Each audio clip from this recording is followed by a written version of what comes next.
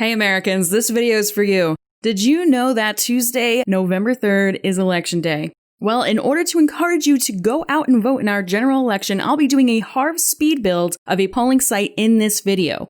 While we do this speed build, I'll be talking to all of you about where you can vote, the types of ways you can vote, and why voting matters. All links that I reference in this video are going to be in the description below. If you think I've left anything out, please share and I'll heart your comment. Now, let's get started. So first things first, if you haven't registered to vote or if you aren't of age but are eager to register when the time comes, I'm leaving a link in the description for everything you need to know about your state's voter registration deadlines. But for those of you who are already registered to vote, this next part is for you. So based on your address, there are specific locations where you can vote if you want to vote in person or if you want to drop off an absentee ballot. You can find a link below to look up where you can go on November 3rd if you prefer to vote in person or if you want to drop off your ballot. This link also gives you important information about where you can drop off an absentee ballot if you're unable to be in your designated area on Election Day or if you're worried about being out in public due to COVID-19.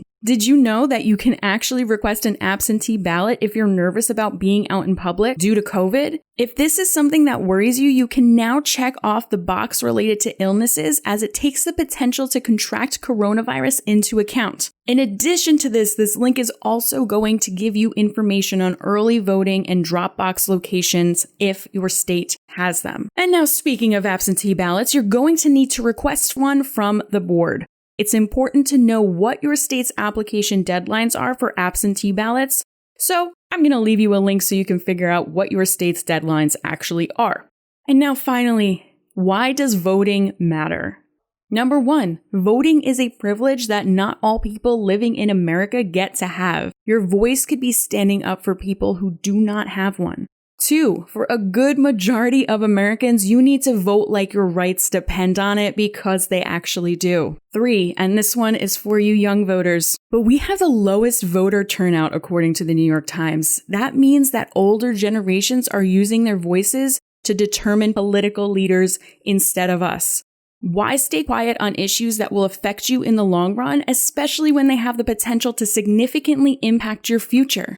Why allow another population of Americans to speak for you? And finally, number 4, the bottom line is you tried to make your voice heard by voting, or you didn't. If a good portion of Americans decided that voting didn't really matter, and this is something that actually happens, then there's a good possibility that you're not going to see the results that you want. But as we see time and time again, when people show up in large numbers, our country's policies, beliefs, they all begin to shift. So don't let anyone else speak for you. Encourage your friends and family to go out and vote on November 3rd because you actually have a say in how our country operates on a national level. How cool is that?